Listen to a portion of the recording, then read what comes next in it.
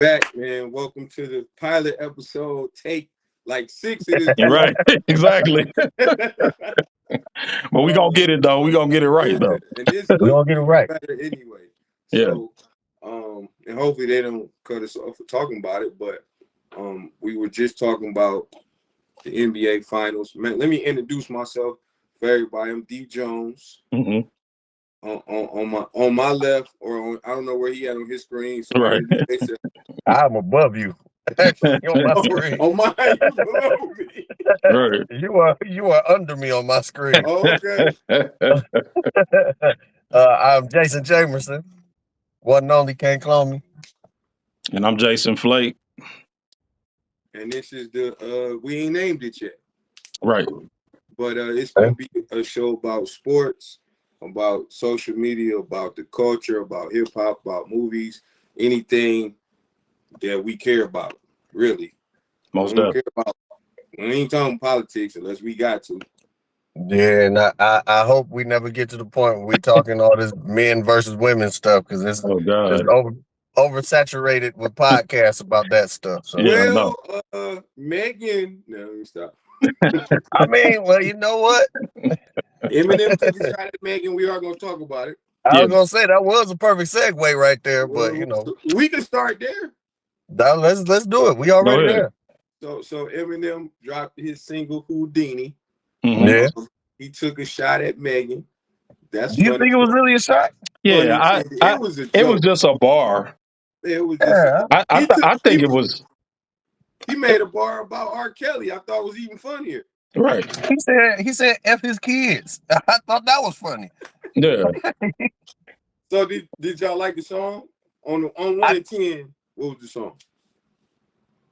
I put it at a 7, 6.5, 7 as a song. Okay. But I will say it was refreshing to see that Eminem was going to be like, if the album is going to be anything like that, that's the Eminem I want to hear, because when he tries to be somebody that he's not, or he tries to like do something else, that's when he start, he start, I won't say he'd be losing me, but that's when I could that's the Slim I can live without. Yeah. I think he going back to the old formula. Drop the little commercial hit first, the little pop hit, and then hit you with some real hip hop joints. Because absolutely. I feel you what you're saying. It'd be like he wants to prove he can rap in every style on one song, and you don't need to do that. Right. You don't. And I hope he's got a bunch of features on there. I want to see. He probably got Megan on there. Is that true? Oh, that song, that wasn't a Megan song. Yeah, it was just a little mixtape type. I think he just sampled her voice, but he on there going though. Okay. Yeah, so that was actually the verse. Somebody made that. That was the verse he spit on that Big Sean album when he had all them Detroit rappers. Yeah. But that somebody just split that. You said what? You think that's gonna be on the album? No, it ain't gonna be on the album. No, it's like a mixtape. It sounds like but he going though. I mean, M can spit though. I mean, somebody actually they put up a question, like is M top 10? Like, is he top 20? I'm like, to me, he a top 5 lyricist of all time, without question. I'm like, if you talking about his musical catalog, that's different because he's more of an acquired taste, in my opinion, musically. I'm like, but if you just talking about straight bars, straight bars, he's top 5 lyrically, in my opinion. I can't debate that. Yeah, I'm like, some people gonna hate it. Yeah, right. That man, he ain't like. I'm like, man, top 5. He's lyrically. He's top 5 because, like, realistically, the only people who gonna debate it are the people who can't relate to him. Yeah. Because realistically, if you're talking about the art and the creativity of hip hop, precisely, ain't nobody. He may be number 1 when it comes to like the creativity. That's what I'm saying. Like straight bars. Straight bars, the lyricism, creativity, and everything. Like, he rhymes words that I didn't even think could rhyme. Yeah. Like, I don't relate to all of his subject matter. That's why I said I think his music his catalog, like if you just talking about his catalog, where you rank his catalog musically, there's like I'm not like for the most part, I'm not just throwing on an Eminem album and riding out. For the most part, it's some Eminem music that I like. I will. I will. Marshall But Mathers for the people, LP. Yeah, Shoot, I like and music like, Dark music Twisted. certified. Yeah, like yes, he got some, but I'm just saying his catalog ain't just like a can't miss catalog. Is my point. no, There's some stuff in there that I don't rock with, but Bro. if you just for the people who be like, I don't relate to Future. exactly I don't relate to Bootsy.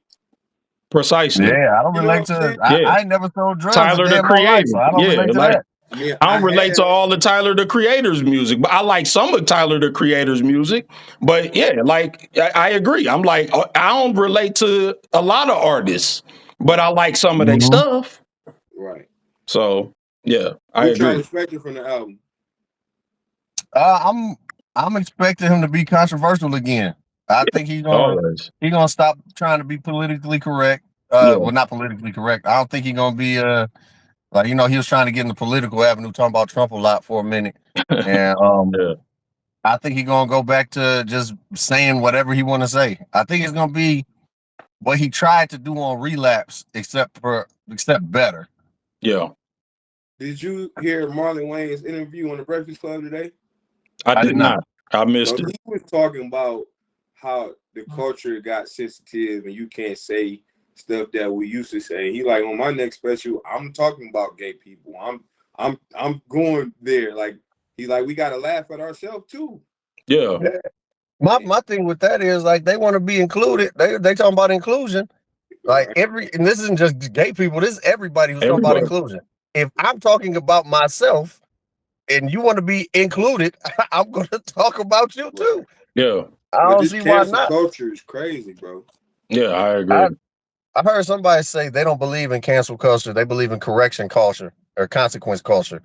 And it's like, I agree. I don't think nobody should get canceled because that's dumb to me. Like, why would you cancel somebody and not give them the opportunity to, learn from their mistakes? You're just gonna straight up punish them, and that's just honestly, that would make me go. That's like a villain origin story right there. You know what I'm saying? Like, so I can't do this. Well, I'm gonna just double down. I can't get right, so I'm gonna just do everything wrong. And I'm like, man, new music. Really with the internet and like it really being like what we doing right now, really being able to platform yourself. I mean, how can you be canceled anyway? I mean, like you can give yourself a voice in this day and age. If you're talented, I don't think you can ever be canceled. Everybody though. They are. Bro, I think if you're extremely talented and you got a good work ethic, you can't be canceled. And I think Chris Brown proved that because they did a whole lot to keep Chris Brown from making any music or getting any kind of, they took his endorsements away. Nobody was rocking with him for a minute. And then out of nowhere, that was before the cancel culture.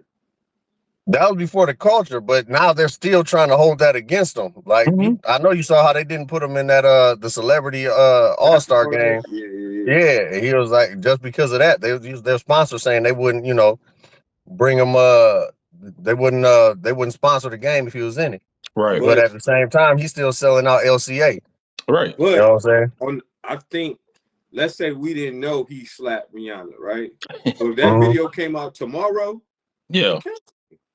Yeah. I mean, it would be more difficult if it was more up to date. Yeah. But yeah, I agree. But I think that,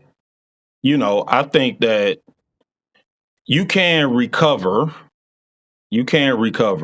more because there's more opportunity to connect directly with your fan base now than there was before. Like before, because I mean, even with DaBaby, like with the situation that happened with him at I think the Rolling Loud, I guess he made the controversial comment about HIV. I forget exactly what he said. That's how that's how much that's how much distance he's put between himself and that situation. But because he can connect directly with his fan base, they were not able to really take the food out of his mouth like they wanted to, because he offended the LGBTQ AI plus community. And that's a mouthful right there. But he offended them, and like they really wanted to cancel him. But because he's able to connect directly with, with social media, with going live, he's able to connect directly with his fan base. So while I'm with you, D, I think, they can impact you, but I don't think they can get rid of you from the culture anymore, because there's too much ability to connect directly with your fan base, directly with the people who rock with you. Even if you do something that's weird, or even if you do something that people find offensive, you can, come on and you can make your apology. You can say, I'm going to therapy. You can talk directly to the people who rock with you. I ain't gonna lie. If I made it tomorrow, it's videos of me in my house with Nikki Hove doing a lot of stuff, bro. I mean, but you grown and you ain't married, so it'd be like, what that mean? If they doing the willing now, if you got them on chains and collars and whatnot, that's a different story. It's crazy. Anyway, we talk about new music. I think let's move on from that. You said Lupe got. Did you listen to Lupe's new album, or is it coming out? Album ain't out yet, but the single is out. He got a single. Yeah, single is called Samurai. The album is actually gonna be called Samurai too. I like it. Lupe is just making music to make music at this point, and that's when I think he's kind of at his best. I think he's starting to like making music again, because I know you're not really the biggest Lupe fan, so you don't know much about him. But he had stopped liking it because, like contractually, he was stuck, and he was trying to. He told this story when him and Royce had a podcast together about when he had pneumonia and he was in the hospital. But BET called him to come down there and perform, like I think it was Superstar or The Show Goes On, one of them two. And he was like, well, I'm in the hospital. And they was like, well, you better get down here, or we ain't never gonna play none of your videos again. Wow. And so after that, he was like, he got out the hospital, he went down there sick, performed the song, and after that he did not want to make music. And then, like, all the stuff with his albums getting pushed back and held back, and fans had to literally, like thousands of fans went to the studio and was like picketing outside the studio till Lupe got his album out, because they kept pushing it back. And so he got tired of all the politics, so he just kind of stopped. What that say? Monkey farts. Smells amazing. But yeah, no, he sounds like he's starting to like. Whoever made that candle they need to have a conversation with somebody about branding and marketing. Well, I mean, they doing a good job. D bought it, so that doesn't mean they doing a good job. They got somebody to buy it, right? I'm not a Lupe fan. It's just that, like let's say, like this whole Kendrick Lamar beef. I don't like to have to research your bars, and I feel like Lupe makes metaphors for himself, and then his fans have to go like research these metaphors. Not necessarily. I mean, he does have his demographic. Yeah. I'm not the biggest Lupe fan either. So I gotta say I'm kind of with Damien. Like it's not that I don't think he can't rap. It's just that he doesn't really draw me in with his music. You know what I'm saying? And I mean, like I say, like because there's a lot of cats out there that could rap. Like somebody like Joel Ortiz, for example. Joel Ortiz got bars, but I ain't never listened to a Joel Ortiz album. Hey, I'm gonna send you one when we get off. Joel got a dope album, bro. Do we? Man, he got, you know what I'm saying? Like Crooked Eye.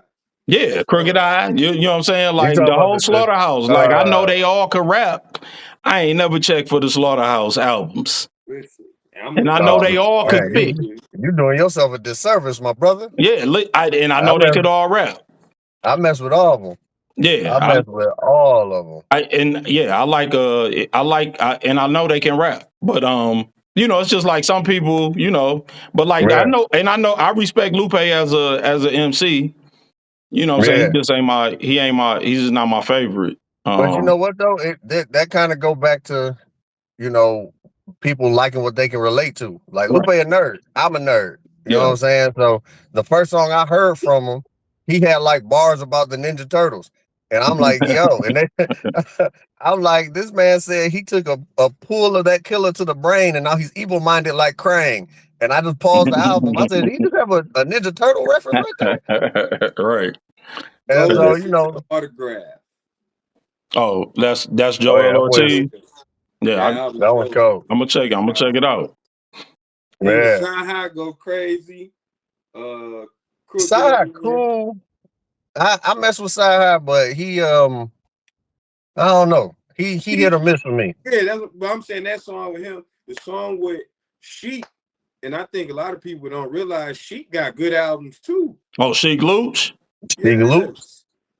His album's a little bit better than he's my least favorite Locks member, by the way. Listen, his albums is better than theirs. I believe it, because Styles P don't have a good album, dog. Like, that's my dog.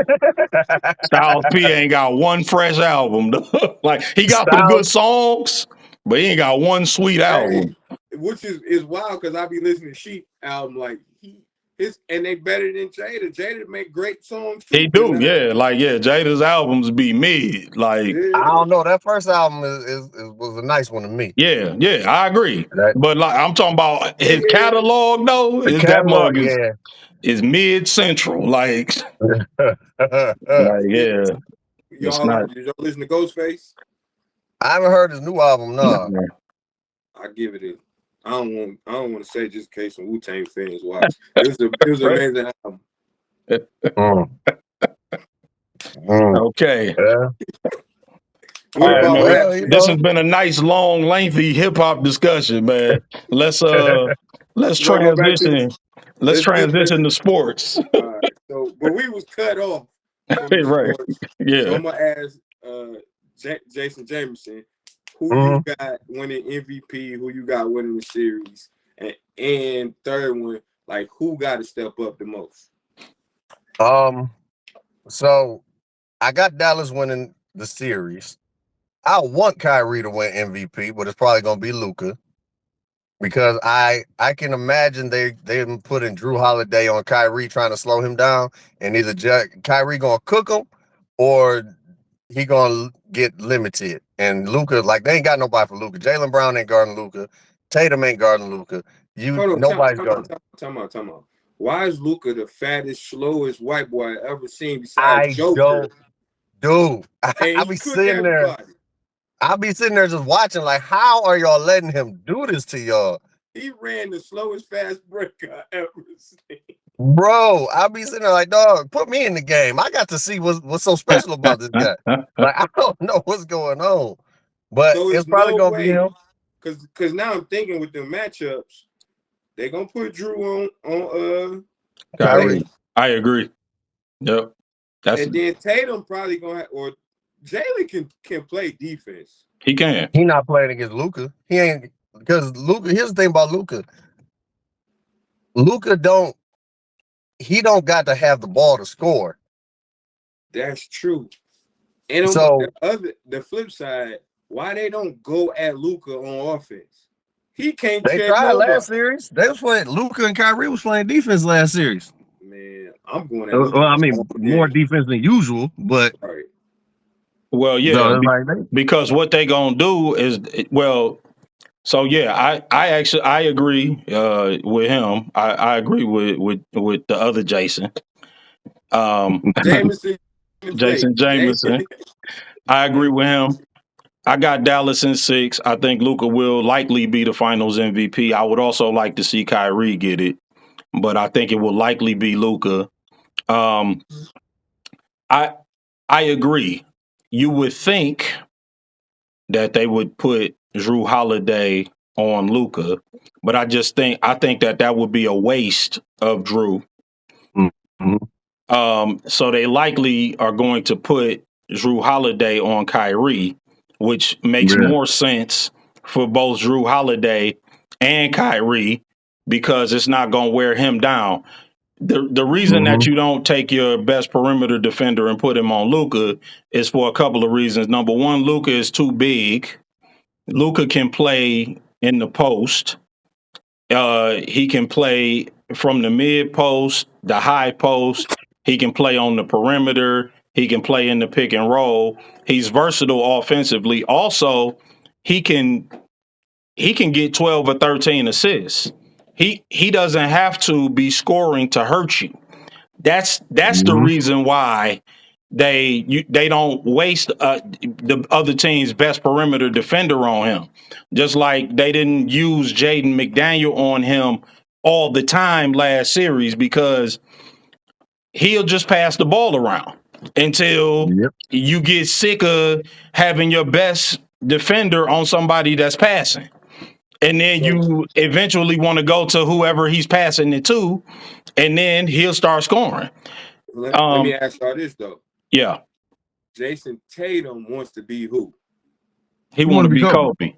Yeah. He wants to be. So what would Kobe do? Kobe would take the other team's best player. So you don't think Jason? Because if Jason gonna be what Jason Tatum think he is, he gonna have to take on that challenge. He's not. Tatum he's not at his best when he's playing both sides of the ball against the best player on the other team.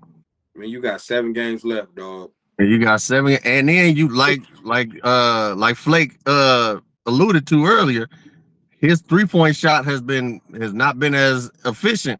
No, since that's my the problem playoffs started. This whole series, I think it's gonna be a 3-point contest. I don't think so because Kyrie likes to go to the rim.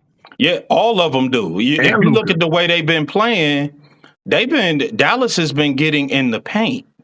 They've been throwing them lobs to those big guys, Derek Lively and Daniel Gafford. They've been playing a lot of. That's what I'm saying. Like Luka can play out of that high screen and roll. He can play from the mid post, the low post. He got so much offensive versatility. And if you start doubling him or you try to trap him or you try to switch the pick and rolls, anything that you try to do to him, he's ready for it. If you trap him, he's just going to turn him into a passer. He can get 12, 13 assists. He a triple-double waiting to happen. If you switch on him, he's showing you that he'll just beat the big guy. You know, he'll shoot the step back threes. He'll go past the big guys. If you use little guys on him, he'll use his size. He'll back them down. He'll use his weight. So, I mean, he's really intelligent. I mean, he's been playing pro basketball since he was 13 years old. So, if Dallas win, what does this do for Luka as far as all-time point guards? And what does this do for Kyrie? I mean, I think Kyrie is already in the conversation as, like a top 30 player of all time. I mean, he don't have the accolades, but he's a great sidekick. Everybody respects him as one of the best ball handlers, if not the best ball handler of all time. That's debatable, but he's in the conversation, right? I mean, he's clutch. He's never, I think he lost his first closeout game last series. Up until then, he was 14-0 in closeout games.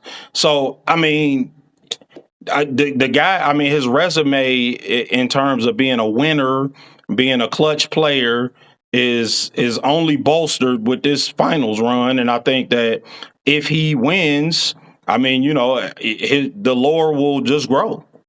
So, Jason Jameson, where you got Luka? Top point guards. So if you really look at it statistically, if you look at where his stats and LeBron's stats are at this point in their career, Luka's maybe slightly better. They are. So you get that plus a ring. Yeah. I mean, he's got to that automatic. I feel like rings. If you look at the top, like if you name the top 10 point guards in the NBA, right? How many of them have multiple rings? Right. Like in NBA history. How many have multiple rings? Magic, Isaiah. Yeah. Zeke. I don't think Steph a point guard, but I put him here right now. Right, yeah. Lead guard, yeah, point guard. Mhm. He redefined the position a little bit, but yeah. Yeah. You know, Plus got multiple rings. yeah, J-Kid only got one, right? yep. J J Kid got Kid one, but he about to get one as a coach too. Yep. Oscar only got one. The Big O only got one. So yeah, I mean, after So that, he would have to be tied for fourth, right? yeah, right, yeah. I mean, he No. goes into the Like, conversation, and he's still young, and he's still That's it. playing, right? Yeah, I think he only and 26. he's still playing. Unless he fall off a cliff, he got to be Right. automatically tied for fourth. So if he win, you Magic, Zeke, You got Magic, Zeke, Steph. I like Jason Kidd more than him, but you know, I would put Jason Kidd over Luka. But I don't think Steph a point guard, so we can put him out. I think you're two guards. mhm. So I'm putting him out. Magic, Zeke, Jason Kidd, and you saying Luka. He is at least tied. It's like that 4, and then like 25 other people are tied for fourth just because he got the ring. Because he has the ring, he has the stats already. He got at this trajectory. If he get another ring, then as much as you know, he don't necessarily pass the eye test because, like you said, he big and slow and he just looks simple. Right. He may not be as exciting, but no, but I mean, the dude is a monster. The numbers don't lie. Yeah, yeah, like it, you know, just like Floyd Mayweather used to say, it look different when it's in front of you. Listen, it can't nobody do nothing with it when it's in front of them. So you know, yeah, I agree. I'm like the dude don't look like he can jump over a Pepsi can, but when he out there on the floor, can't nobody do nothing with him. So apparently it's a problem because the dude is out there, and not only can't they do anything with him, they can't take the ball from him. He hardly ever turns the ball over. They can't knock it away from him. Remind me of though. Who was that? Regular season, he James Harden in Houston. Mhm. Houston saying dribble, pass, or dribble, shoot. He better in the playoffs. Yes. James Harden playoffs sucks. Yeah, James Harden ain't made it this far in the playoffs as a starter. Yeah. So he sucks. So if Boston win, what does this do for Jason Tatum and Jaylen Brown? Well, you know what I was gonna say? I was gonna say this would be the year Boston has to win. If they don't win this year, Boston ain't getting one. Not with the team they got right now. Because they keep getting there, keep flirting, and then just not getting the job done. If Porzingis was healthy, you think it'd be better? If Porzingis was healthy, are we talking about Kirk? He is a factor. And I don't think he is the defining factor though. I think Al Horford is going to be the trump card. Al Horford our age, bro. That's why I'm like, but I agree. I'm not saying he needs to score like 20 points or anything like that. But he still hit a shot here and there. He just got to do what he needs to do on the defensive end.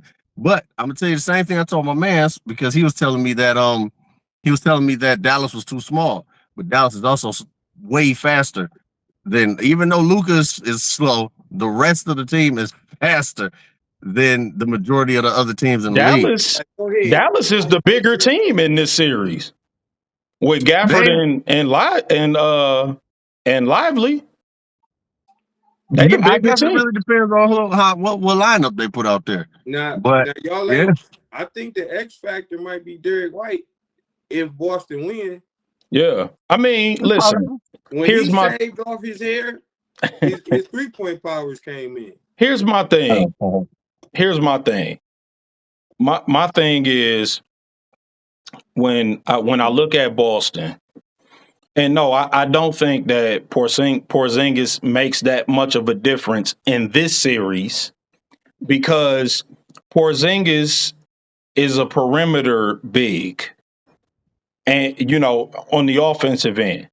And in my opinion, when I watch Boston, the flaw that Boston has, and the reason that I cited Joe Mazzulla as being it's a coaching mismatch in favor of Dallas is because Boston does not get quality paint touches on a regular enough basis for me.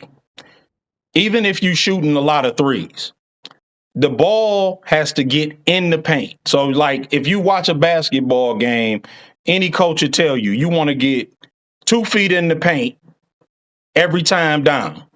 When that happens, even if they collapse on you and you got to kick the ball out, that's an open 3 as opposed to a contested one. If you watch Boston, the ball moves around the perimeter too much. It moves around the perimeter a lot without the ball getting in the paint. Even when Porzingis is healthy, that happens. Now, again, in the regular season, they won a lot of games because in the regular season, 3-pointers fall at a higher percentage. In the postseason, historically, that goes down. Again, the defending champion, even though they got eliminated, is Denver. Denver, you know where they rank in 3-point attempts in the NBA? Last. They last in 3-point attempts. That's why they the defending champs. Because they didn't take many threes. Because they got the ball in the paint. Like when you saw last year, for example, when everybody else was missing threes, Jokic could play bully ball. He could just get the ball in the paint. He would just back down whoever was on him and just get an easy shot. Boston, and this is why I think Dallas has the advantage, because Luka, even though he's not a Jokic, he can kind of do the same thing. He kind of gets in the paint and gets an easy look when things are falling apart. And that's what, that they just beat Minnesota. Minnesota showed that inability as well to get in the paint and get easy looks. The team that can do that in the playoffs is the team that wins historically. That's why, it used to be a big man's league. Now it's a wing players league, but still that philosophy wins out. Whoever can get in the paint. Go ahead. Jameson, because he mentioned coaching. If Ime was still there, you think it'd be different? Honestly, I don't think so, because Jason Kidd, he won a championship, so he knows what it takes. One of the other things one of the intangible things that I San Antonio. Is that what? Ime might got one with San Antonio, maybe. But he as an assistant, yeah, he can coach. He can. I see. My answer is different. Well, let me hear what he got to say first. Yeah, so go ahead. My thing is this. Yes, the coaching is playing a huge part right now, but one of the other things I think is a big factor, from what I've seen in the playoffs, I'm not gonna say I watched every game, but from what I've seen, Dallas just won it more. Dallas just been like what seed were they on? 4th, 5th? I can't say 4th. I can't. They were the 4th seed. See that only because Boston path was so easy. No. They ain't had. They was 5th seed. That was 5th seed. Yep. Yeah. Boston's path was easy, and although so we don't know their attitude because they had no opposition. Well, they was playing close games. Like, they was playing games that were supposed to be blowing against teams they were supposed to be blowing out. Them games were a little too close. Yes, exactly. And if I'm not mistaken, if I could be wrong, but in the regular season, they're the only team in the playoffs, or the team in the playoffs that had the most blown leads of 15 points or more out of all the playoff teams.